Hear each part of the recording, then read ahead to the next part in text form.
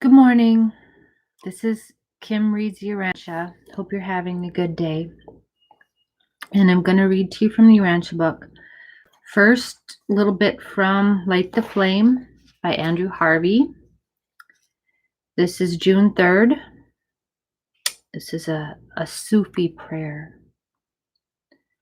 O Lord, may I always live in awe of you and cleave to the company of those who are sincere. That's perfect. The company that we keep makes so much difference in our lives.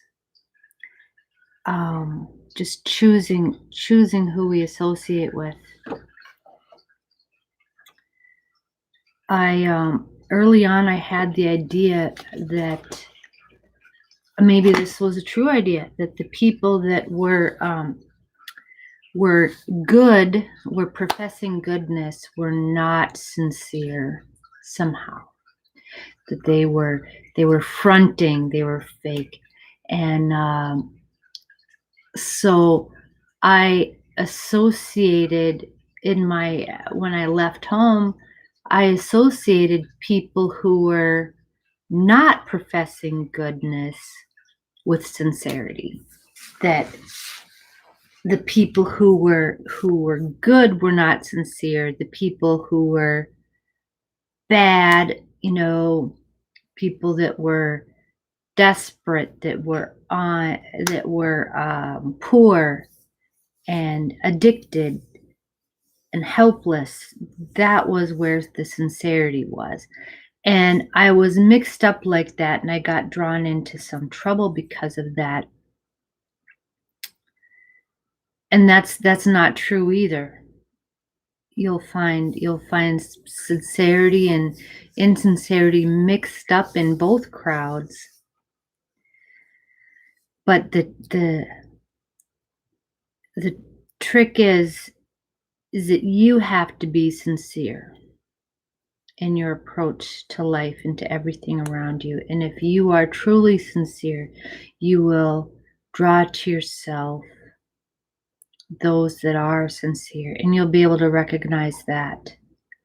So that's what we have to find in ourselves, our own sincere desires, our truest feelings.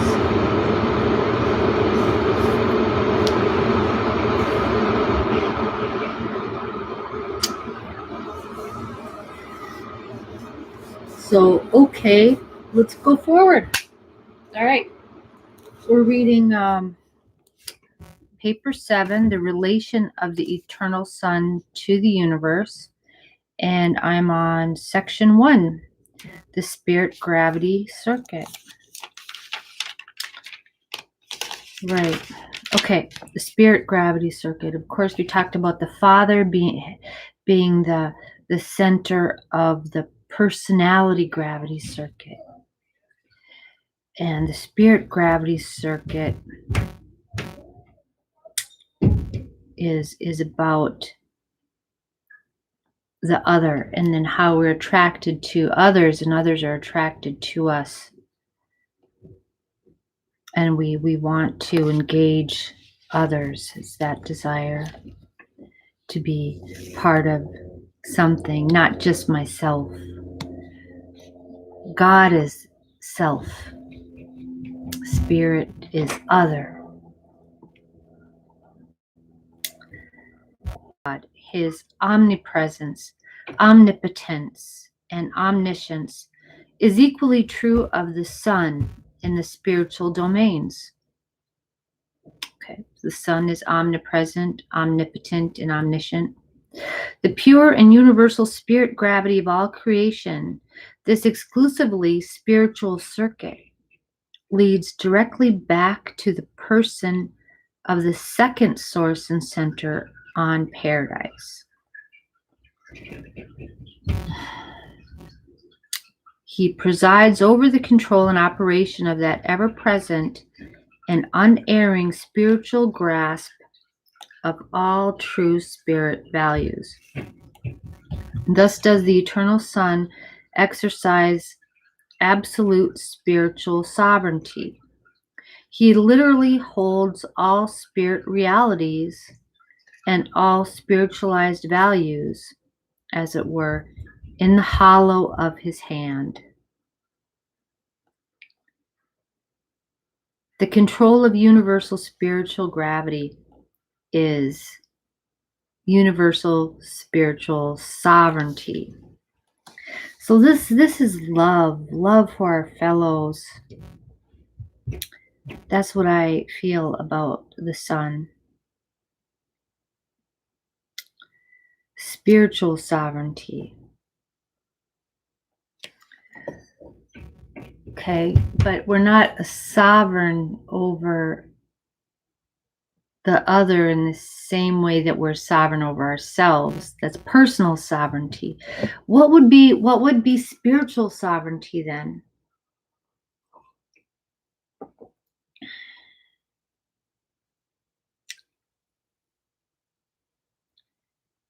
I don't know.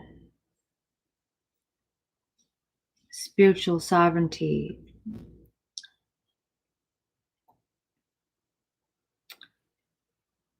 has to do with relationship. Like these relationships that we have, I guess I've often imagined that, when you love somebody, that love doesn't belong to you or to the other person. It's a gift, and it is its own thing. It has a life of its own. Maybe that's what it is. So that sovereignty over that relationship doesn't belong to us. It belongs to the eternal Son. This gravity control of spiritual things operates independently of time and space. Therefore is spirit energy undiminished in transmission. Spirit gravity never suffers time delays, nor does it undergo space diminution. It does not decrease in accordance with the square of the distance of its transmission.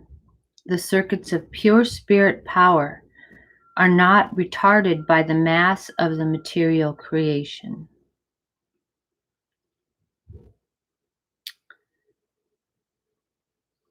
And this transcendence of time and space by pure spirit energies is inherent in the absoluteness of the Son. It is not due to the interposition of the anti-gravity forces of the third source and center. Spirit gravity never suffers time delays.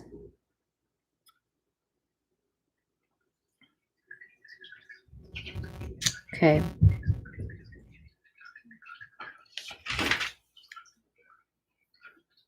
Right, the square of the distance of its transmission. That's Newtonian, Newtonian law or something. Right. Okay, so it's not subject to physical laws. Spirit realities respond to the drawing power of the center of the spiritual gravity in accordance with their qualitative value, their actual degree of spirit nature. Spirit substance, the quality, is just as responsive to spirit gravity as the organized energy of physical matter. Quantity. Okay, so it responds the same as spirit, as physical matter responds to the force of gravity. The center of physical gravity is the underside of the paradise, Isle of Paradise. Spiritual values and spirit forces are real. From the viewpoint of personality, spirit is the soul of creation. Matter is the shadowy physical body. So it was interesting how to them our physical world is shadowy, when to us it's right here, it's so present, and these spiritual forces are shadowy, but to them it's the opposite. The reactions and fluctuations of spirit gravity are ever true to the content of spiritual values, the qualitative spiritual status of an individual or a world.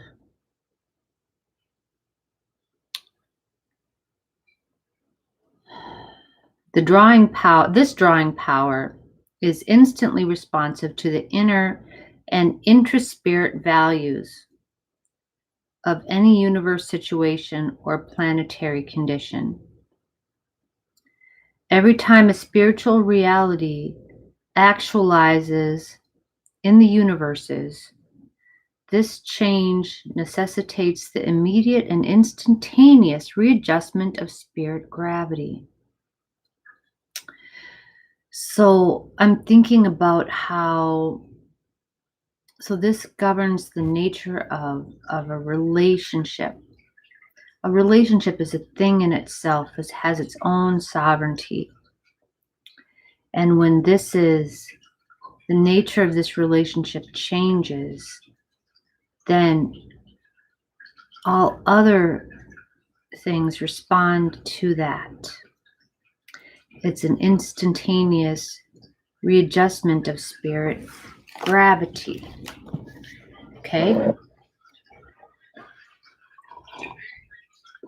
So I think it's about being sincere in our relationships, being genuine. That's a purity,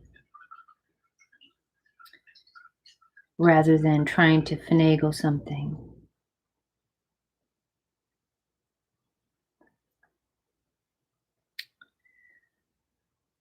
Such a new spirit is actually a part of the second source and center. And just as certainly as mortal man becomes a spiritized being, he will attain the spiritual sun, the center and source of spirit gravity. The sun's spiritual drawing power is inherent to a lesser degree in many paradise orders of sonship.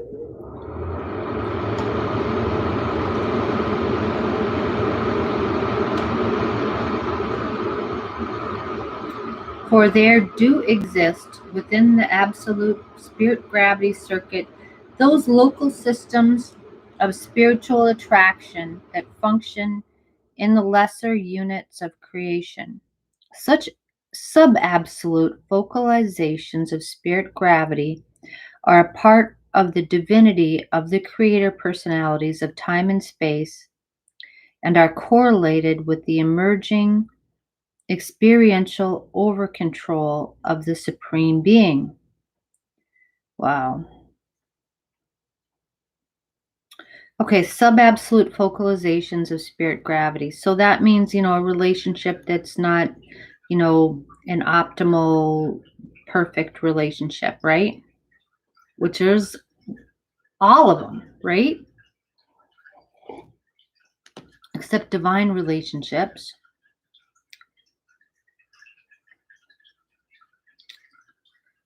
Right?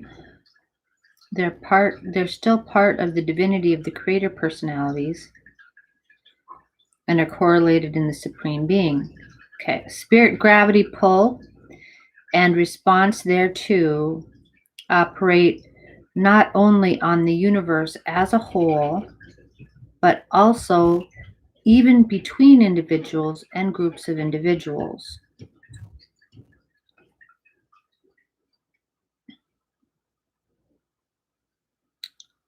Okay, right. between individuals and groups of individuals. That's what I'm thinking. Spirit gravity manifests between people, or from people who are charged up about something, about a cause, or passionate about something.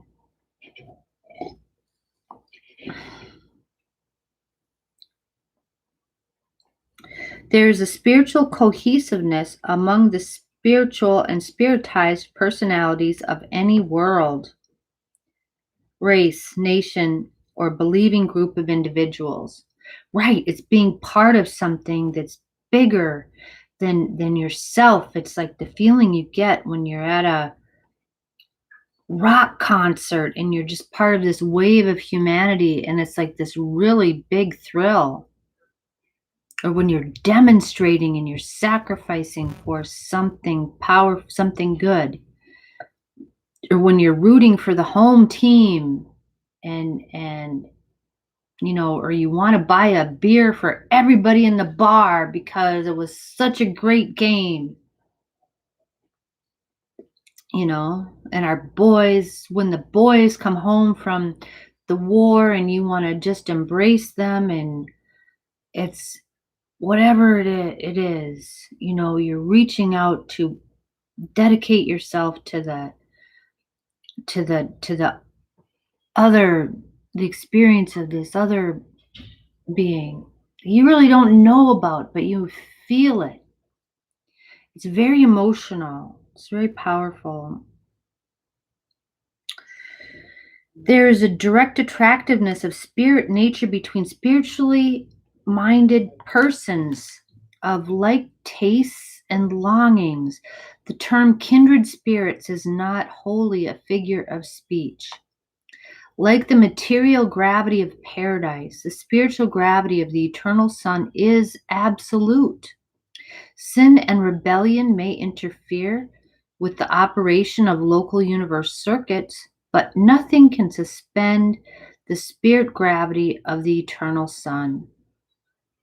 The Lucifer rebellion produced many changes in your system of inhabited worlds and on Urantia, but we do not observe that the resultant spiritual quarantine of your planet in the least affected the presence and function of either the omnipresent spirit of the eternal Son or the associated spirit gravity circuit. So the Lucifer rebellion didn't affect this.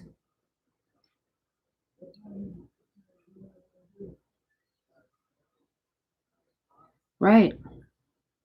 So it didn't affect our ability to connect with each other. We'll go into Lucifer rebellion later.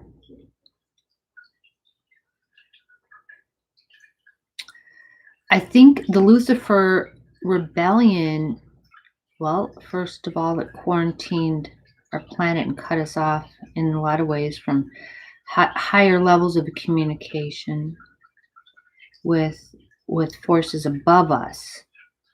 But I think spirit gravity has more to do with peer relations, the relations among us. Yeah. Right.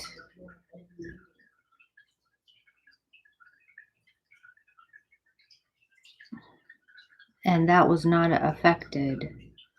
We still had this ability to connect with, but then we formed the cliques, and we could relate positively to these people over here and be totally one with them, but really not really be negative toward those people over there. That's part of it though too. See, it happened like that. It affected the unity, I think. I don't know what Lucifer rebellion. I don't know. I don't want to get too far into. That's its own thing. Lucifer rebellion. Heaven's sake. Okay, let's keep going. All reactions of the spirit gravity circuit of the grand universe are predictable. We recognize all actions and reactions of the omnipresent spirit of the eternal Son and find them to be dependable.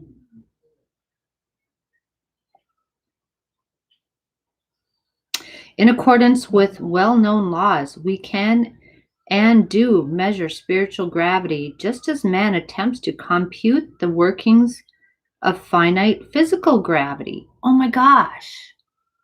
So we could set on some kind of scale and measure my emotional response to this kind of phenomenon or that kind of phenomena. Okay, they do that.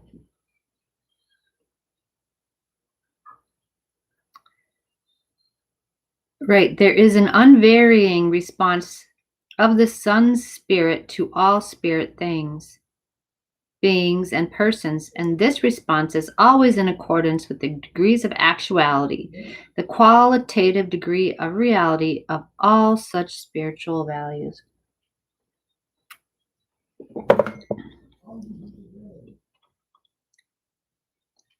Little coffee bean in my mouth. No big deal. Okay, so you can measure that. Okay, but alongside this very dependable and predictable function of the spiritual presence of the eternal Son, there are encountered phenomena which are not so predictable in their reactions. Such phenomena probably indicate the coordinate action of the deity absolute, it's the yang power, in the realms of emerging spiritual potentials. Okay. We know that the spirit presence of the eternal Son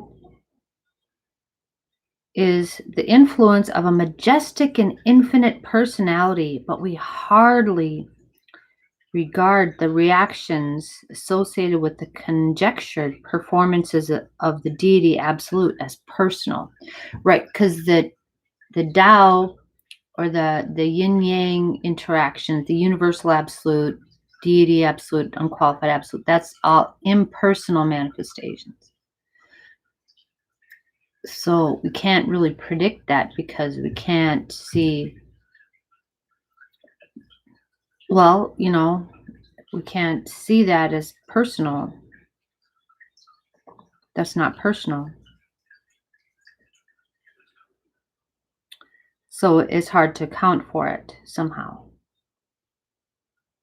I think it should be the opposite. I think that if it's impersonal, it should follow the math. It's where personal choice comes in that things get wacky because then you've got free will and stuff. But it's the intelligent observer that collapses the quantum curtain and focuses on one possibility, one probability. Okay, but that's the interaction of the deity absolute with the eternal Son. And maybe they coordinate action together, right? I don't know. That's weird. Okay, so the eternal Son said, "Hey, deity absolute," but deity absolute is not a person. It's more like a impersonal thing. So, okay, so coordinates here, this action here that's going to come here with this hand. Well, God can do that here. Do this over here, and then I'm going to observe it happening, and then it's going to be real. When I observe it, even though I kind of manufactured it over here, we're kind of coordinating this stuff.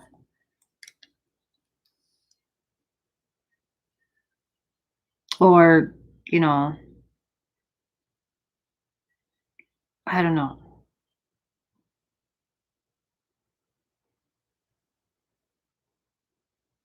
I don't know. That reminded me of kind of like, when you're like in high school and you want that guy to know that you like him, but here, so that you tell your friend here, like, that maybe, she should talk to him, and maybe she should say that maybe you like him or something. And then, but then you can act like, oh, you didn't plan that or anything. Something like, okay, I don't know. I'm just going to keep reading. Viewed from the personality standpoint and by persons, the eternal Son and the deity absolute appear to be related in the following way.